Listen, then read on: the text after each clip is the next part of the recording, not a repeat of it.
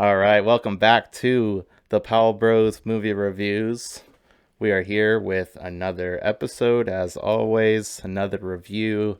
I'm Tobiah Powell, and I'm joined with my co-host Trent Powell. Trent, how are you doing today? Welcome. I'm doing well. Excited for another episode as we review this next movie, which I've been looking forward to this one for a little while because I don't even remember the last time I saw it, but I had zero expectations. I knew a lot of people's opinions about this movie, but going into it, I had very low expectations. Didn't have very many expectations. Like, okay, let's just see what this movie's about and see what it's like. And yeah, so I'm excited to discuss it. And For sure, happy yeah, I to was be in here the same boat. for another podcast. You haven't seen this movie in a long time, probably pretty close to when it came out. Probably. Yeah, so we're still in the 2003 movies. Well, Trent, what are we watching? Or what are we reviewing?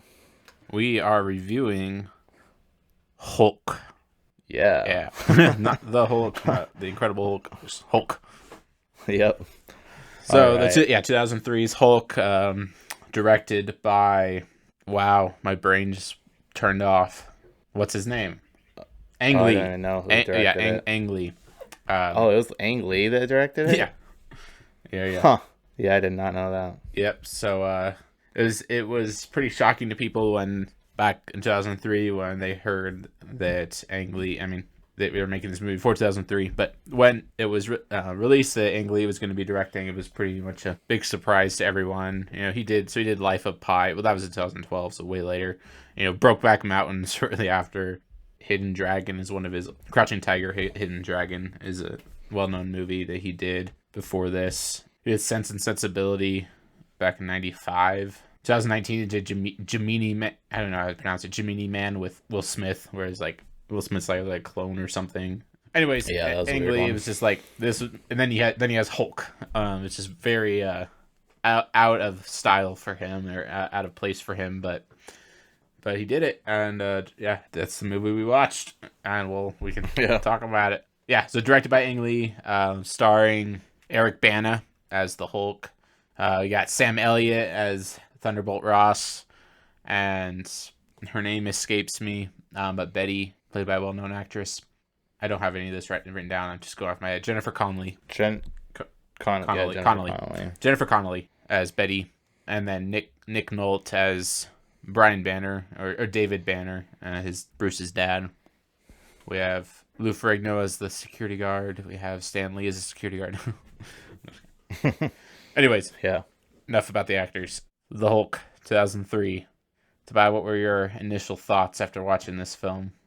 I'm really curious. I have a lot of thoughts about this movie, and I'm excited about to talk about it.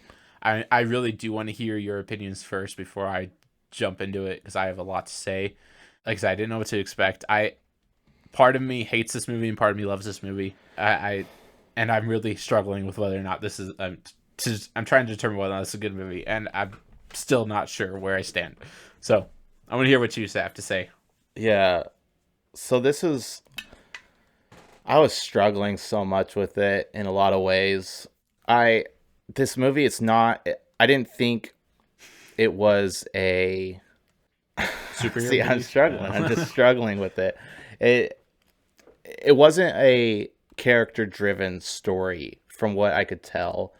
At least not driven by Bruce Banner. It was more driven by his girlfriend. She was the character that was kind of driving the story most of the time, and Bruce Banner was very laid back, just kind of taking things in. Like, he's just kind of thrown into a lot of different situations. Like, he was never making any decisions. It was always just, he had this thing that was happening to him, and it started when he was a baby. He kind of grew up with it. Like, some weird things were what happened to him. Like, he wasn't quite the Hulk yet, and he gets his father's intelligence, and so he's just kind of like, he's a scientist. He's just kind of living his life. And even when I'm trying to think of how far into the movie he like got the gamma radiation on him, but it was like maybe 40 minutes into up to that point, he hadn't done anything except just living his life some things were happening around him. They were trying to, You know, they were doing the experiments and trying to find a way to pretty much heal, well, yeah, rats, or they were using, test, like, the animals as test subjects, right. to try to heal them of wounds and stuff. So it was like Right. Yeah, he was doing that. serum. Yeah. Yeah. So He they was were both doing working that, on that. and that's exactly what his dad was doing. Yeah. And his dad eventually tested himself, and then some weird things happened to him, which were revealed later, and It passed on to is passed on to Bruce, and so for some reason he's looking for the same things that his dad was looking for, which is like just self-regeneration stuff. But throughout like 40 minutes, like you said, like he doesn't really do anything except for just be a scientist and do science things. Like he doesn't do anything that actually relates to being the Hulk or the story or the villain, and we'll get into the villain for sure, and just all that. Like he just doesn't do anything. And then even after that, once he does become the Hulk, and so like that's the first thing that he actually did that I was like, oh wow, he actually did something, which was he saved that other guy's life by putting his whole body in front of the gamma, whatever those things were, and then took in all the gamma radiation, and eventually turns into the Hulk and all these things.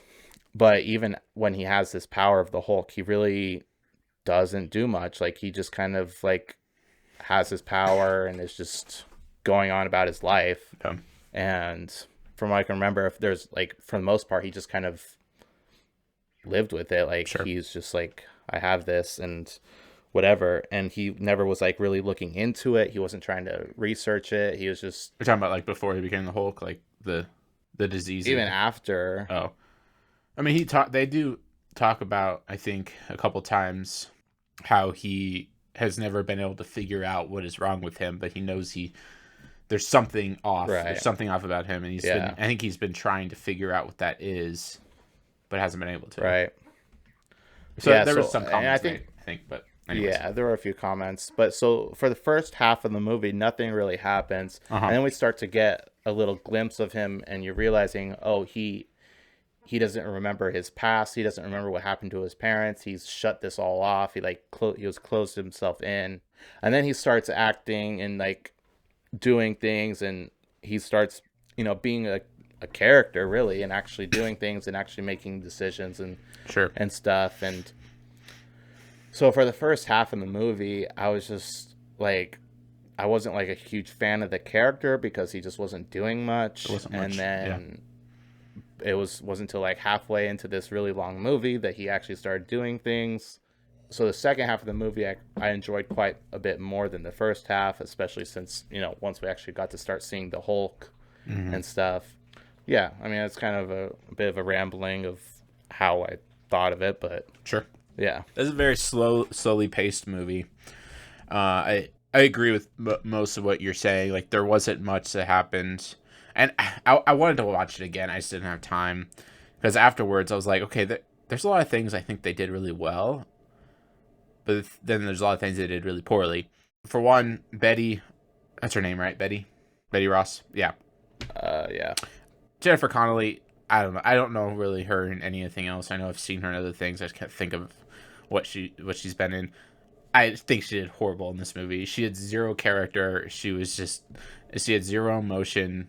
And sometimes when she had emotions, you could tell it was really forced. And I don't know, she was kind of annoying throughout the movie for me. I just did not like her, either how the character was written or just how she acted. Okay, so that's, if you want to kind of get into that. Well, yeah, no, I felt the exact same way. Yeah. So but I also felt the same way about the actor for Bruce Banner. Yeah, absolutely. I agree too. I felt exactly the same way. I didn't think he did a very good job.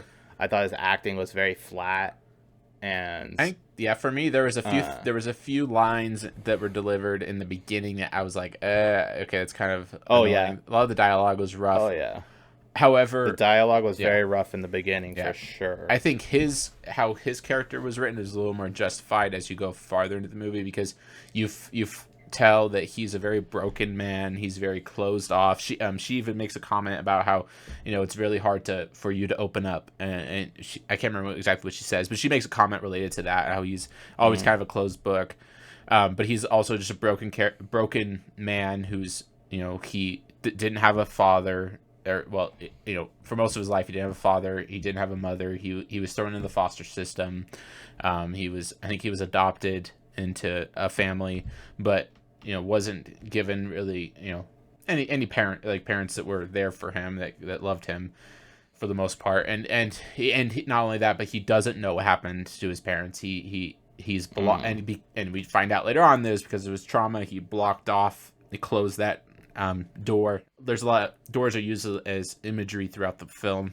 where his when he has that vision of his parents, well, the one thing he does remember, his dad goes into the room with his mom, shuts the door, and they're yelling, and that door never opens up, or like you see it kind of open up and then nothing, and he doesn't know what happens after that. And then when they actually go to the building, when he actually goes to his house, while they're on that military base, they go and he opens the door and there's nothing in there. So because he's not been able to open up that part of his mind, of his memory, of his life, he's still that closed door, and there's nothing there because he doesn't know what's there. And there's a few other things, like the whole idea where the Hulk is bottled up, he's closed, and then his anger is what opens him up. Anyways, rabbit trail, but important. So the acting was not that great, but it kind of was justified and kind of made sense as you go on and you learn more about his character, and then you start seeing his relationship with his dad, who is the villain, and then once he comes into the story, their interactions. I think from that, like once the dad is introduced and he finds out it's his dad, I think it gets a lot better. So just leading up to that is a little rough and slow, and I mean this movie was pretty boring in a lot of places, but I think it was kind of boring intentionally, is to some extent, where this is what I primarily think about this movie as a Hulk movie, as like comic book Incredible Hulk. I don't think it works.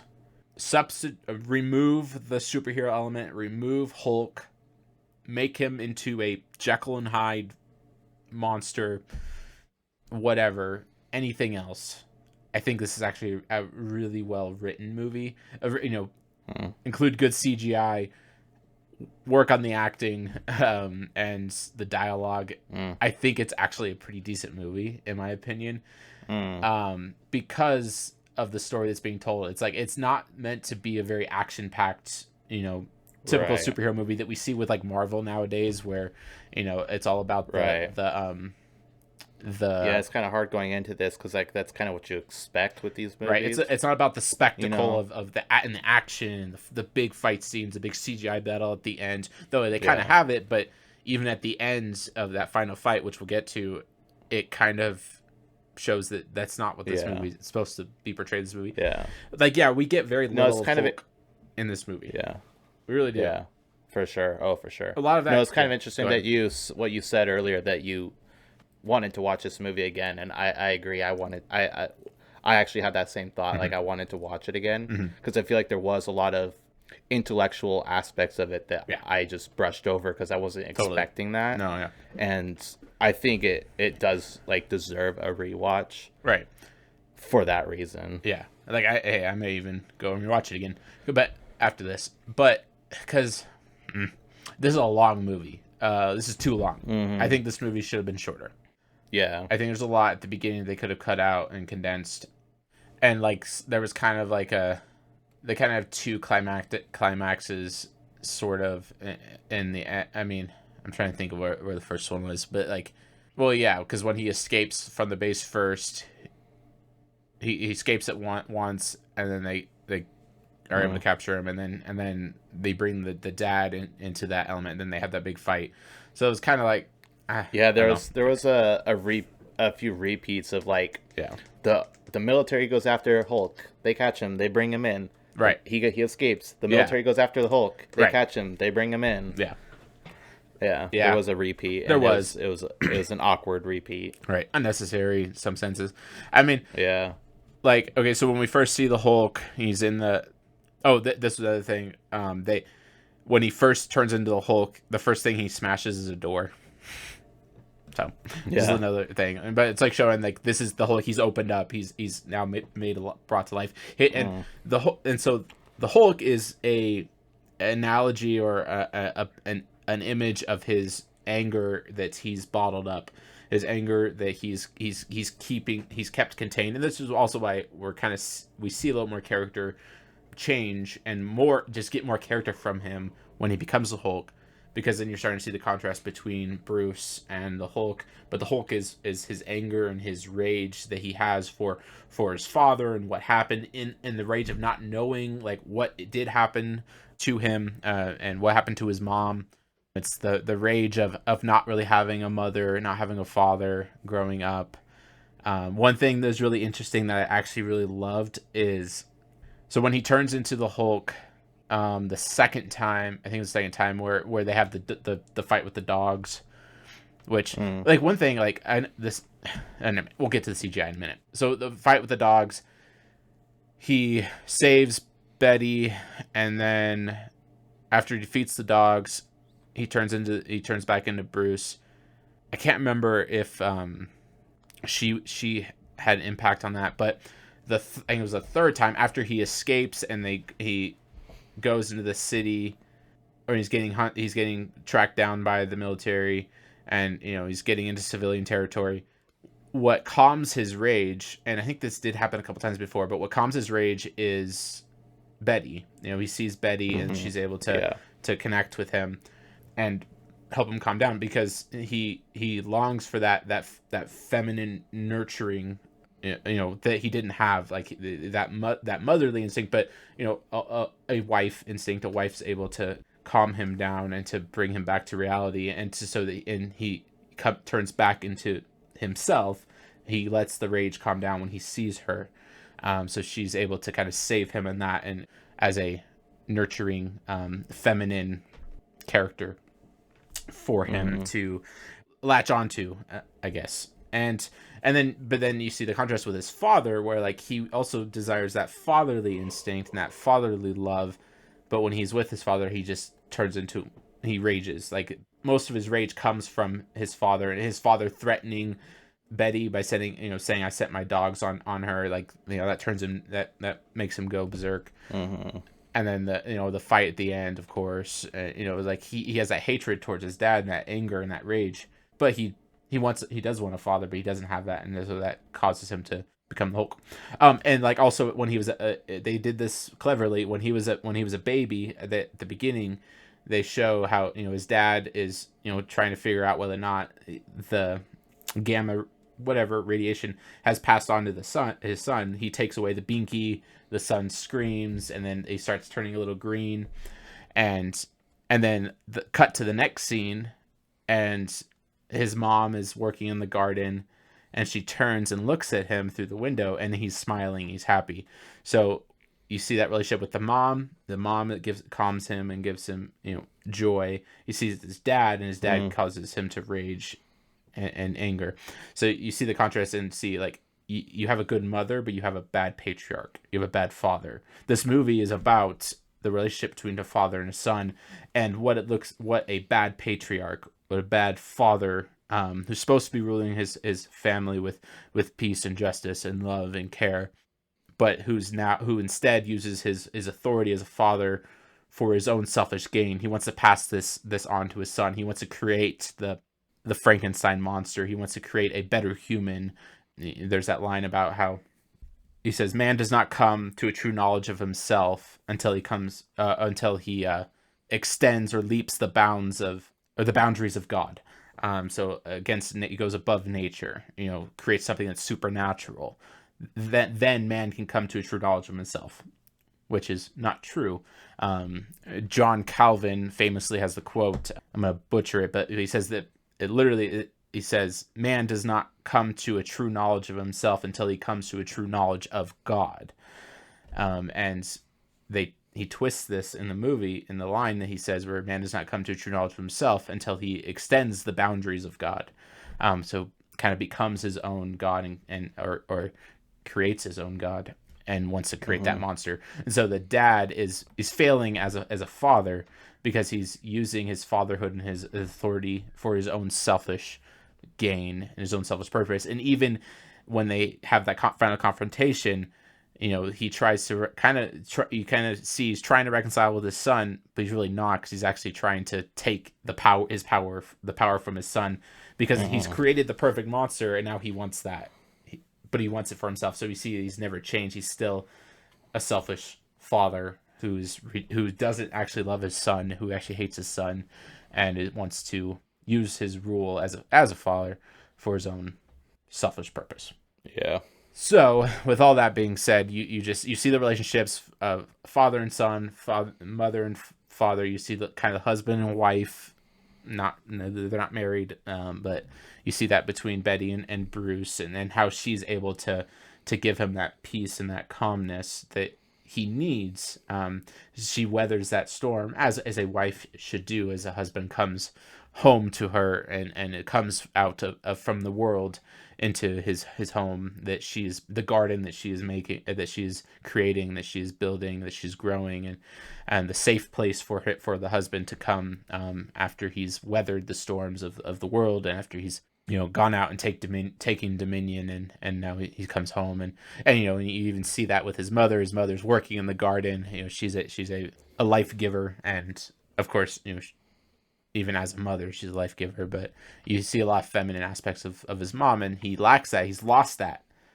And so he wants more, but he wants that, but he can't have it because it's been taken from him by his father, who's a failed patriarch. So when I say I wish this movie wasn't a Hulk movie, I mean that. Like, I actually think this could be a really good story, good movie, if it wasn't attached to the Hulk. So, because I don't feel like this is really a superhero movie. I think that's kind of the issue. Right. Yeah. But well, another funny thing that, because they edit it very much like a. Well, let's get into that. Yeah. I'm curious. Like, what did you think? Because I knew that they did this to this movie, so I was expecting it, and I was like, okay, I'm gonna see if this works. And does it translate well in a film? What do you think? Well, I wasn't expecting. I didn't know that was in this. I didn't remember that at all. And when I saw it, I was like, what the heck are they doing? That's weird. That was a weird edit. The first time they did it. And then 30 times. It was just like two screens at the time. And then, and then it kept happening. I was like, oh, they're making it like a comic book. Yeah. And there was a few scenes, like, I was like, okay, that kind of works in that scene or whatever. Sure. But it's really just distracting in the end. I didn't think it was anything worth, like, it just wasn't necessary. Yeah. There, like you said, there were a couple times where I was like, okay, that's clever. I think it works. Wasn't there another movie we watched recently that did something similar? Not like as extensive. I think it was Daredevil. I think there was a couple scenes in maybe Daredevil. Yeah, I think. Or it was Daredevil. X2. I don't know. Where they like you have the two shots of the same scene, happening, but from different angles. Right. Kind of like a comic book. I don't know. But they went all out. They like, this is the style we're going for with this movie. Yeah. That's the other thing where I wish doesn't work. One thing is like, okay, you're trying to translate a comic book into a movie. Those are two different mediums of story, two different ways to tell a story. You don't need to combine them, or you don't need to try to translate that one over. Like when you're adapting a book, you're not going to have words all over the screen. It's like, no, you're doing it in a different. You're telling a story in a different form of media, and so trying to do a comic book to a movie. Like, there's a reason why this is the only time where it's really been tried, except for Into the Spider-Verse. So in animation, you can do that. For one, comic books are animated. They're cartoons on paper. Well, yeah, and when they do it in Into the Spider-Verse, it's usually like freeze framed in different things. Sure. So you don't need to be watching all these things. When the way they do in this, it's like things are happening in each block, and you're like trying to watch each block, and you're like, yeah. Except for those scenes where it's like it was like the same scene, just different angles, then eventually it like came together, and like that was cool, and that worked. But all the other ones, it's like these are three different things happening on the screen. I can't watch all three at the same time. Right. Yeah, so like I just didn't think it worked. I appreciate the attempt, and he was like, I'm gonna go with this style, like I'm making a comic movie, so I'm gonna make it like a comic book. Like, it's sure, I get it, but it just didn't work. Especially when half this movie is not like a comic book movie. It's not like, yeah, I know. Even like I said, like this doesn't feel like a comic book movie, or a superhero movie, I should say. Like, could you, like, if this was more vibrant or more flashy, more action, I don't know, if it was more like a typical superhero movie like we see today, like with Marvel, I could maybe see that working better. But this movie, where I don't know, where a lot of it's kind of boring and slow, it just doesn't work. Yeah, and it took them a while before they even started doing it too. Really? Like the first time they did it, it was a good bit into the movie, and and it just catches you off guard, and then it was a while before the second one too. And I was like, oh, okay. I mean, and like, going back to what I was saying, another relationship that they tried to do, I don't think they did as well, was the relationship between Betty and her father. So you have another father-daughter relationship there, and where he is also similar to Bruce's dad.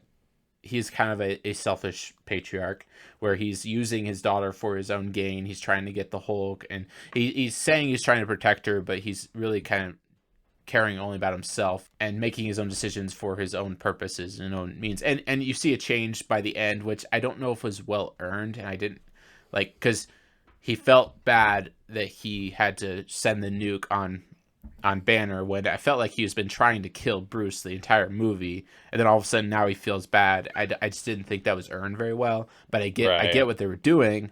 I just don't know if it was well done. But you see the relationship between her and her father. I don't like her. And some of like the choices she makes were really odd. Like, why did she, when Bruce came to the cabin, why did she call her father? And then at the end of the movie, why did she confide in her father and go to him instead of him coming to her, when she's lost her love, she's lost Bruce, but then for some reason she goes to him and like consoles him, or like wants to comfort him, or I don't know. It was kind of weird.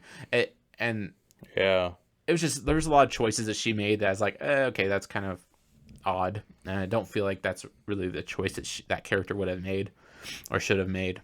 But you see another father-child relationship there, and then Bruce. So the kind of the question that we're asking throughout this film, as we're learning about the father, about Bruce's dad, David Banner, when you're learning about Bruce and who he is, and he's trying to figure out his past and understand what happened to him. Why is he the way that he is? Why is this gamma radiation not killing him? Because all the experiments they've done, it has killed the animals that they've tested on, but for some reason it he makes that comment about like, my bad knee, well, now it's my good knee.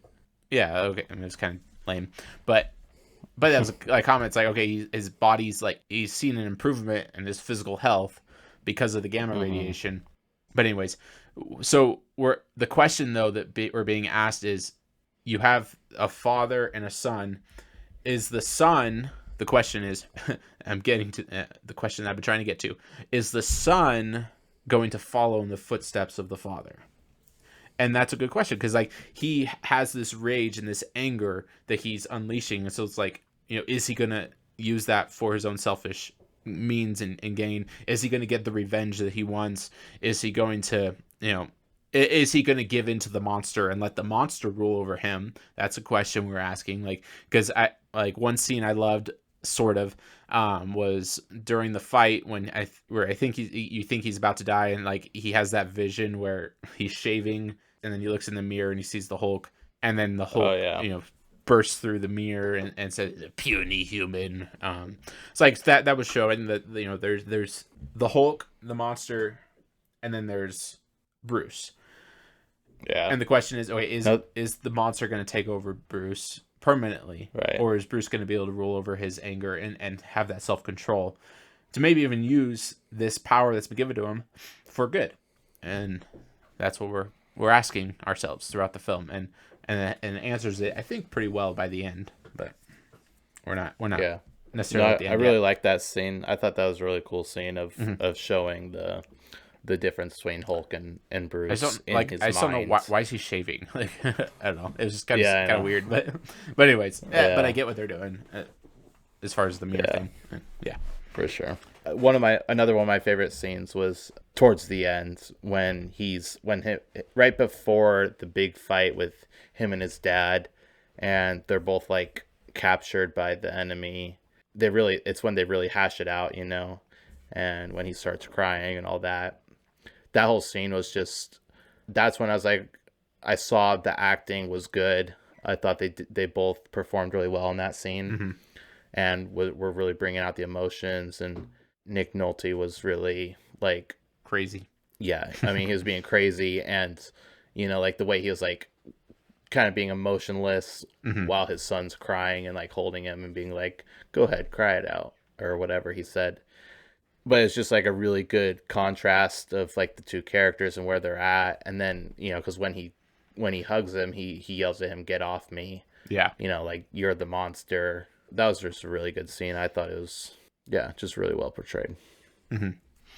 Yeah, because like, so this, and going back to a quote that we should probably use for the cold open, which we might have used maybe. um, but Stan Lee created. I think he's one of the creators of Hulk, and he wanted to create a kind of Jekyll and Hyde character, where you have the Doctor, but who has a monster, that he turns into. Or also Mm-hmm. Frankenstein was an inspiration for this, where you have a doctor who creates the monster, creates this. He wants to create a new a evolved human, a greater human or creature and whatnot. And so it's kind of like Frankenstein. And then like his dad in this movie is Frankenstein. He's Frankenstein. He created the monster. And then you have Mm-hmm. Bruce for the Jekyll and Hyde. So you have the clear contrast between the monster and the person, the human, and that conflict that he has. And here it's expressed in his anger and his rage, and the monster is depicting that rage that he has bottled up inside. That closed door that when opened is unleashed. It becomes this green freak, a green monster. And so I think that this movie did a good job at showing the distinction between the two, and creating that tension, and building it up till the climax, till the end, where the character does come full circle. We get to the end where we see that he is able to now control the anger. He's able to control that rage Mm-hmm. and be the hero that he needs to be. We see that at the end, of course, at the very end, like the last scene, like, which kind of served as the end Oh credit yeah, scene. But yeah, anyways, we're not really there yet. yeah, But I just think it did a good job yeah. throughout the film. Do you want to talk about the third act, kind of the final fight and everything? Yeah, we can move into it. Yeah, Yeah. No, I guess sorry. You were talking about it, so at right. least Yeah, that like what led up to that. So yeah. That was that was before it, wasn't it? yeah, because then Yeah. the dad, like, oh yeah, so the dad takes the gamma radiation, and then he's given powers. He's becoming basically the Mm. absorbing man, I think, is what he's called in the comics. Or he's a version. This character's kind of a version of absorbing man, where he's able to absorb and become any material or whatever that he touches. So he grabs Yeah. the wires, the cords, and bites into it, Oh and yeah, yeah, grows into this big yeah, electric beast and monster. And then you have that fight in the clouds. I thought that was really cool, and yeah, it was pretty well computer generated. So you yeah, have like the for Hulk sure. in like freeze frames in the clouds where he's fighting Yeah. his dad, and then they have the big fight at the end, which was like, a lot of this movie is really dark, like dark toned, where it's hard to see what's going on. I struggled with kind of seeing what was going on with when they were fighting at the end, but from what I could tell and what I saw, like I think it was well done, where they have a clear conflict, and then you think that his dad's like absorbing the power, he's trying to absorb it, Oh and yeah, yeah. and then I think he kind of like says, Oh "All yeah, right, take it that's all." what when they're in the water. Oh Yeah, yeah, when they're in the yeah, that's water, when they're down in the water. Yeah, because he actually starts becoming a water monster at that point right? too. And yeah, he's like he's I don't know if he was touching him or holding him or what. I Hmm. can't remember. But yeah, he was like absorb. He was trying to absorb him, but he was fighting back and like Yeah, because that's what the Hulk does, and especially in this movie compared to the other versions of Hulk we've gotten, the Hulk adapts and is he he adapts to his situations, and hmm, so he's trying to fight this, that he can tell that like the monster that the absorber guy is taking his power, so he's like trying to fight against it. yeah, And then eventually he does say take it all, and then I guess it was kind of like him taking in all his emotions and not actually his power in the end, because uh I huh. mean he still has his power.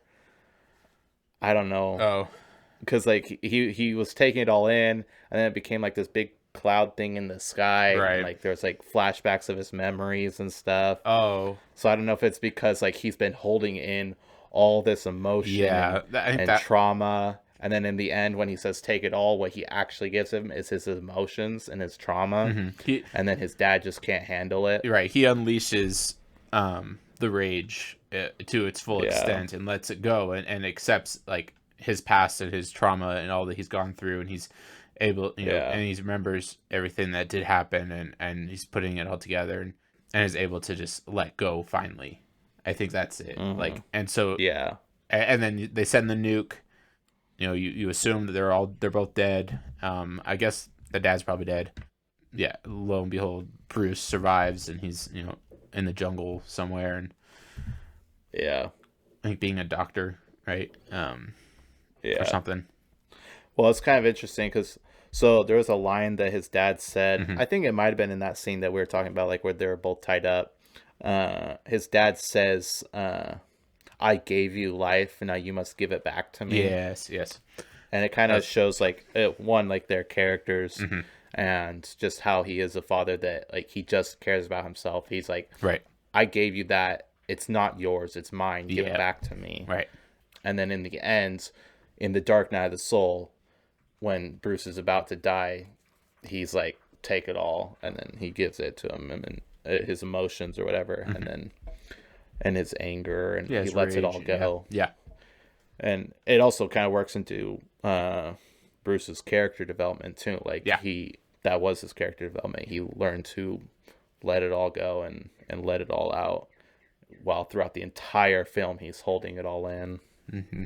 and then he finally lets it go Right. and sacrifices himself too. Yeah. He sacrifices himself to kill the bad guy. Right. Which is the opposite of what his dad was doing. His dad was trying to take life. He gave his Yeah, life. So yeah, he's showing he's not going to be like his dad. He's not going to be the mm-hmm, failed patriarch, yeah, the wicked father. But he's going to be a good. I mean, he's not a father, but if he ever is a father, he's going to be a good father, and he's going yeah, to lay down his life for those that he cares about and those that he loves, and he's being a hero by ridding the world of this evil, which is his dad.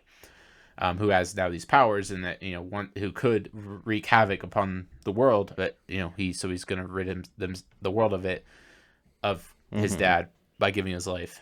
Yeah, yeah, and then the nuke goes off, and of course he survives, and so we see in the jungle where he's now using his powers for good, where these these raiders are coming in to oppress this tribe, but he's like you don't want to see me when I'm angry, or whatever the line was. yeah.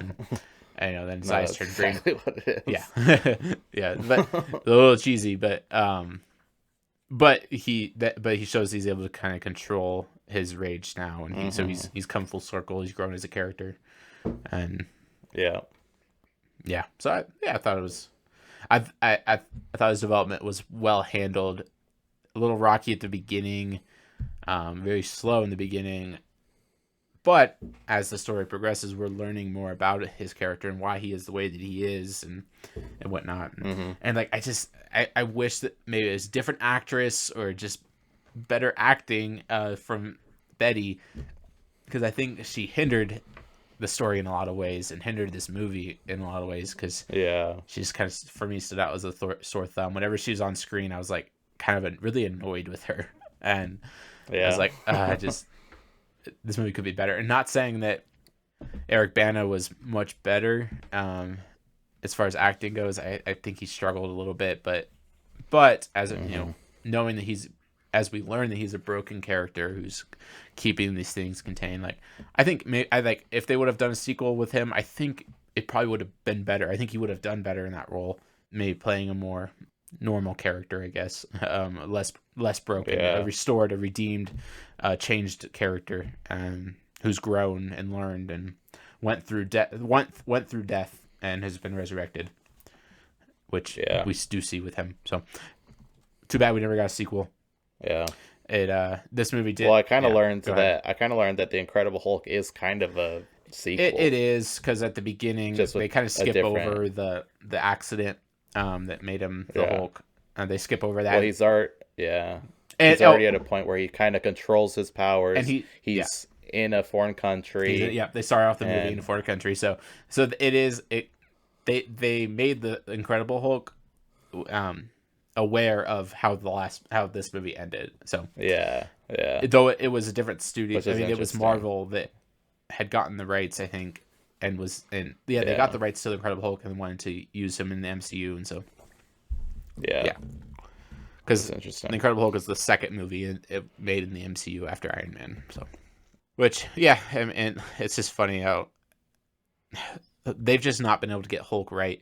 I think this one could have been good in some ways. It just we need to kind of get into kind of the ways that I think it does fall short, because we've been kind of praising this movie in some sense. I mean, we've critiqued it because, like I said, the biggest issue is that this is a decent story, I think, being told through the wrong medium, where it's like it doesn't have to be Hulk. Like you could do anything else, remove the superhero aspect of it, and it can actually be a decent movie, because then you have the CGI. Like, the CGI is pretty bad. However, it wasn't. When I was watching it, it wasn't as bad as I thought it was going to be, or how I remember it. There's some clever things they did. Like, there's a lot of dark scenes at night where they don't have to show as much CGI, that use as much CGI. Like, I get it, but then you have the day scenes, and on the military base where they probably use most of the budget. I think this had a pretty high budget, actually. It was like 150 or 130 million.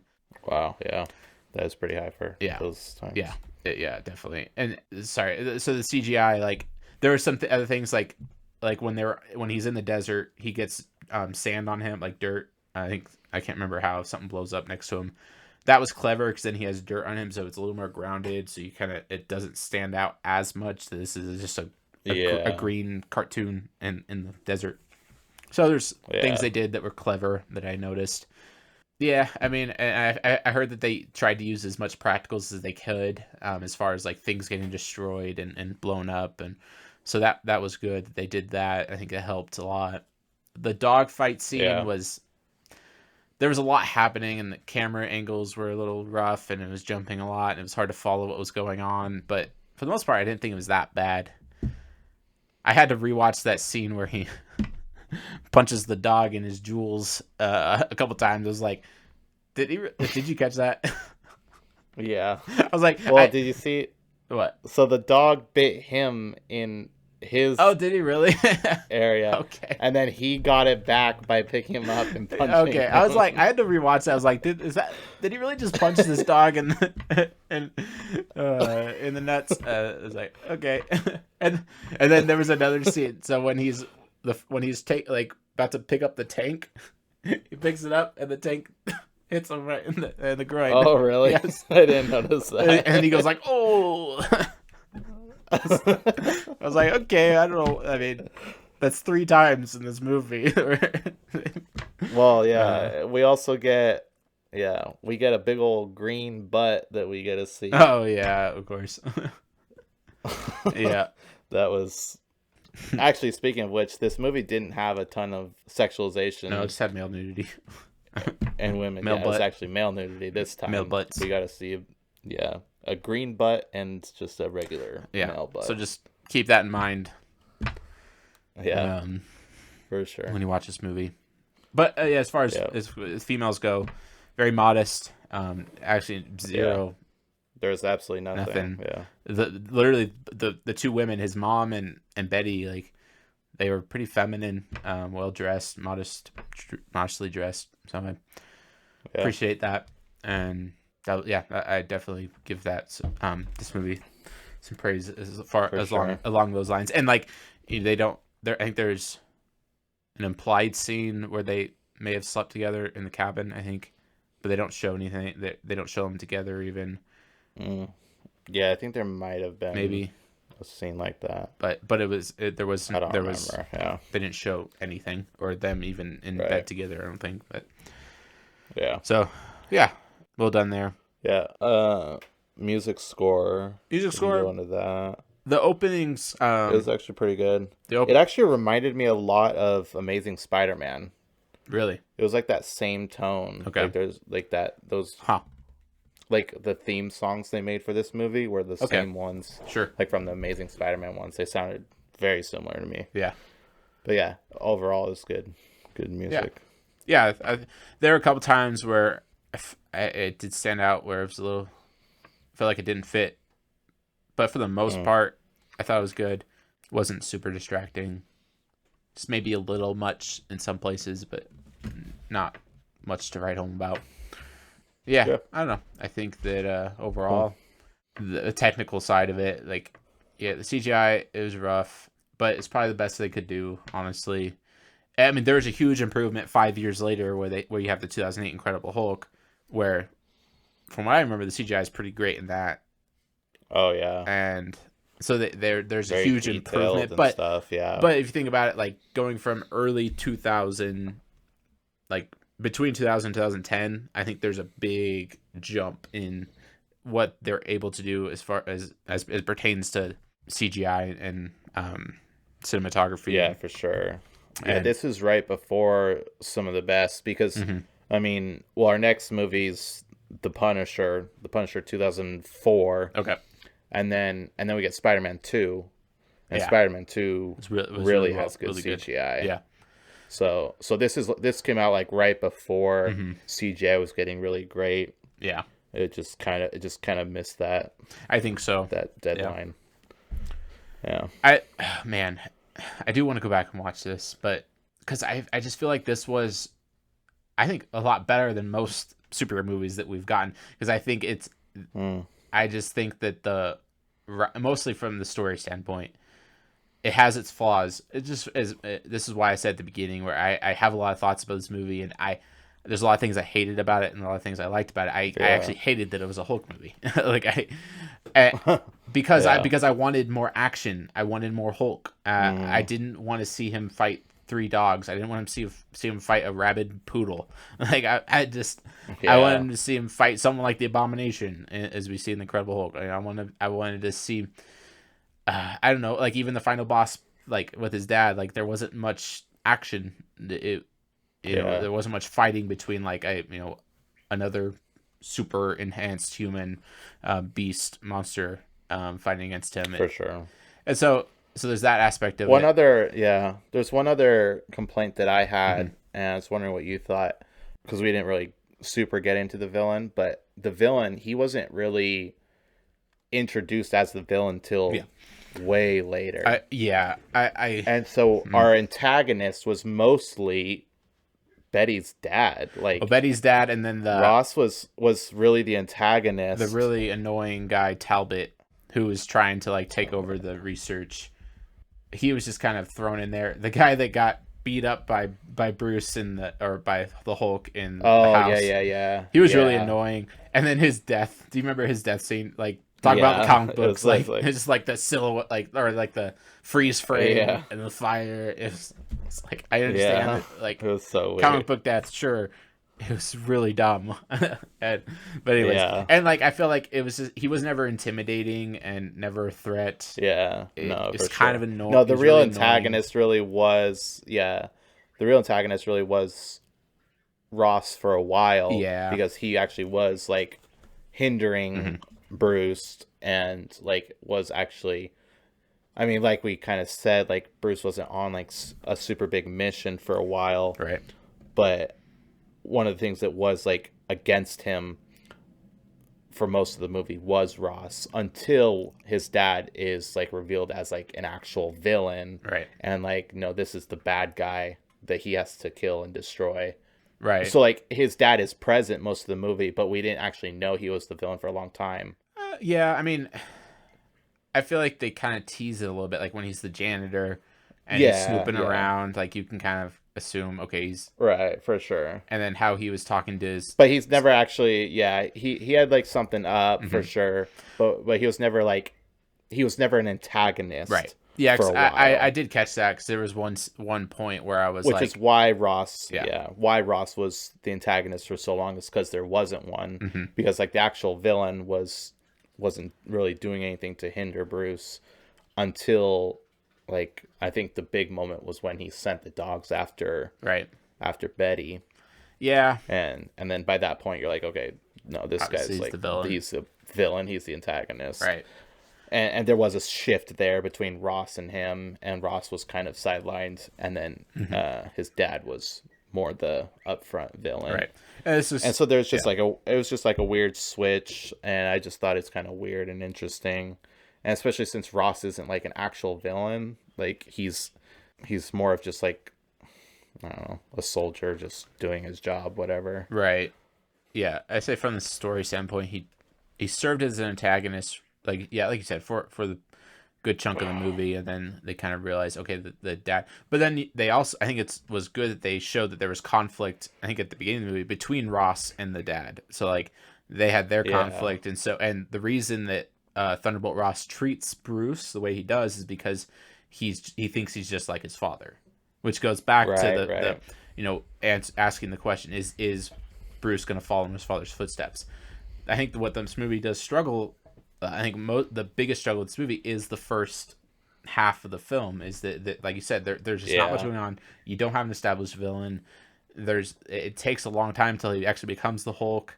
He becomes Hulk for like 5 seconds and then turns back, and then he doesn't turn for a little while. And I do think that the pacing of this movie is really rough. You have the two climax endings kind of towards the end of the film, and like, military chasing him, capture him, military chasing, fight with dad, send the nuke, over. It's just, the pacing is rough. I think this movie struggles with the first half and leading up to the third act, and then the third act is all right. It's a little messy in some, like I said, some places, and so I agree. Yeah. Like they didn't set up the villain, but they also didn't.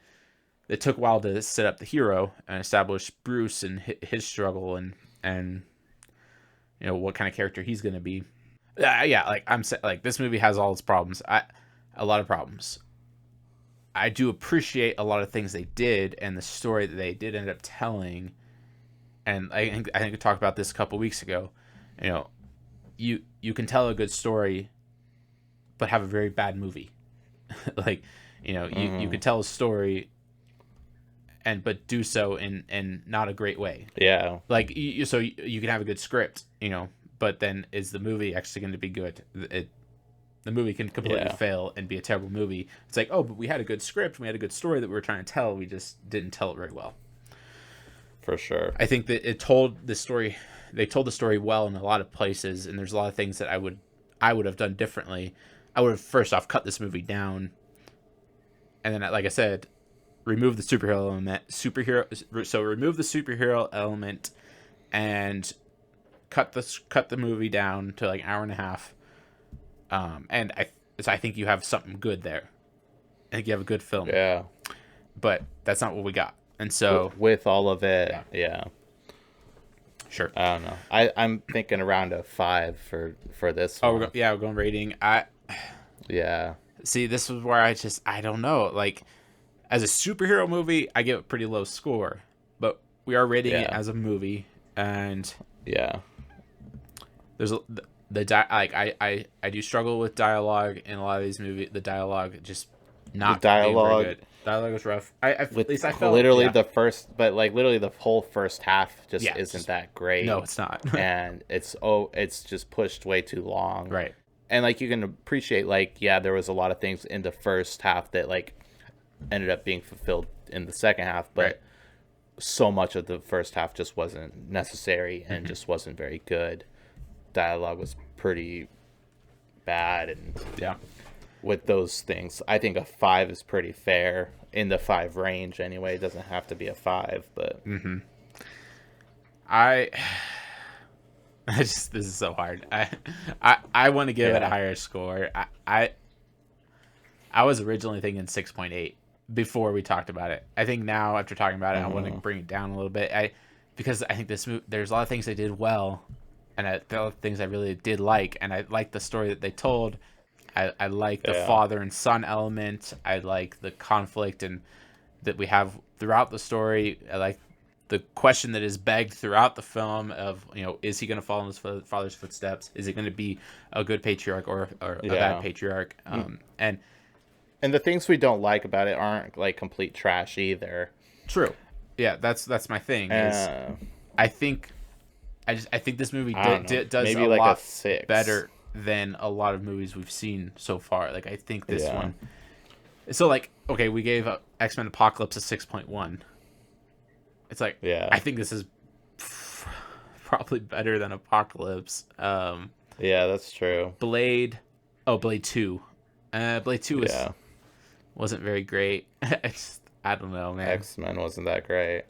That's why I think, yeah. That's why that's why I said 6.8. It's like that would be putting it above First Class.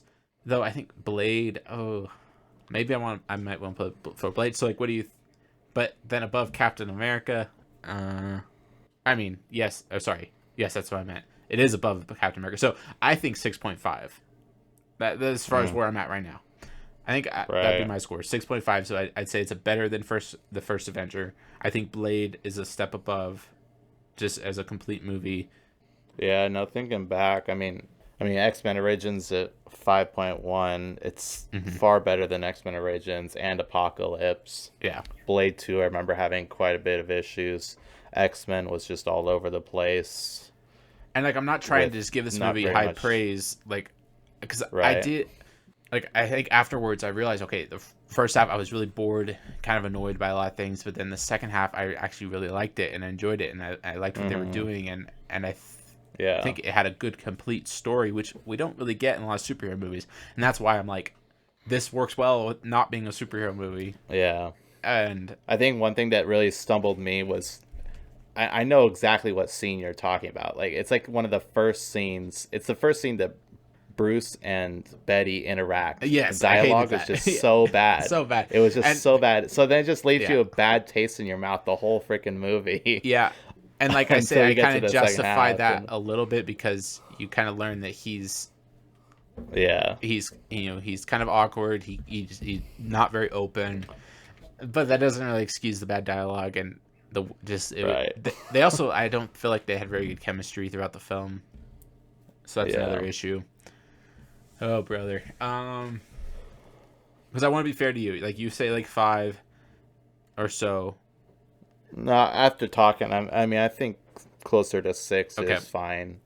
I think I would be fine with 6.5. Are you sure? Looking at the other movies. Yeah. I think that's just fair. Thinking, 6.5 is still a really low score. Right. Because, like, I don't think this was an awful movie. A 6 is, like, that's high. It's above average.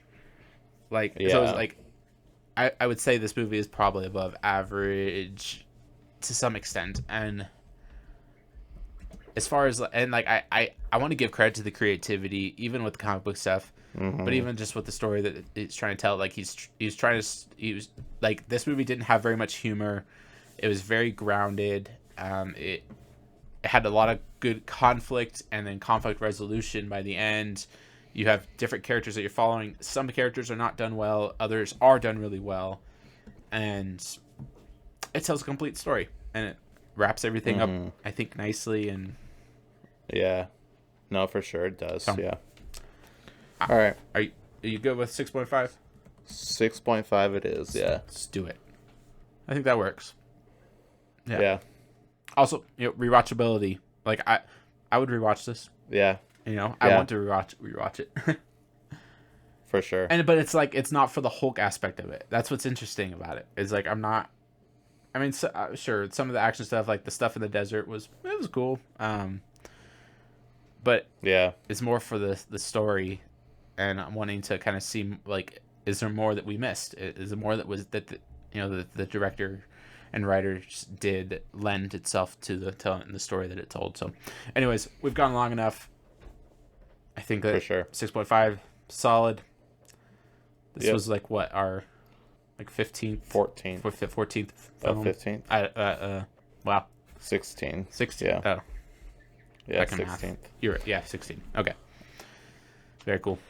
Yep. Our next movie is The Punisher 2004. 2004. We did The Punisher 1989 last Is this time, the just to remind you. Travolta The next one's one? 2004. John Travolta, yeah. Yeah. Okay. I'm confused because IMDb doesn't say he's the Punisher, but I thought he was the Punisher. So I don't know. Oh yeah, I think But he's in the I movie. think I heard something weird about that too. Where It might be something weird with the story, or yeah, maybe we'll find out. maybe it's not Frank Castle. I don't know. Yeah, That's the Punisher. I don't know. Something weird like that. I don't know. We'll see. But yeah, The Punisher 2004 is our next one. Okay. And then we got Spider-Man 2 after that, which will be good, and Sweet. we're excited for that. Yeah, that was the Hulk. Not the Hulk. That was just Hulk. Hulk. And yeah, we appreciate you guys listening. If you want to support us, you can head over to patreon.com/The Powell Bros, where we have a patron-only show where we review new movies, old movies, whatever kind of movies you suggest. Mm-hmm. You can get on there and comment, and we will review them. You can leave a comment or message us, whatever works for you. And yeah, we also talk about the Stan Lee cameo, and there's another extra cameo in this one as well, and credit scenes. And then we get into our mini reviews, and sometimes they're not so mini, but Right. we try to keep them mini. But either way, there's still reviews that you can listen to, and yeah, just keep in mind what you're consuming, and only consume stuff that's good and good, true, and beautiful. And yeah. And a quick comment about the next film. I think we should probably give these disclaimers when we need to. This movie will need filtering because there's some nudity and Okay. stuff I've never that we even need to seen change. it. I don't know. I've never seen it either. So just be aware of that. Yeah. People going into it, and as we watch it, we'll Yeah, for sure. make sure to figure out where the scenes are and skip and filter. I have filtering services that I'll use. So Yeah, that's good. Cool. Yeah. Well, we appreciate you guys listening. I appreciate your support, and we look forward to next week and the weeks to come. yes. So thank you, and have a good week. See ya. Bye.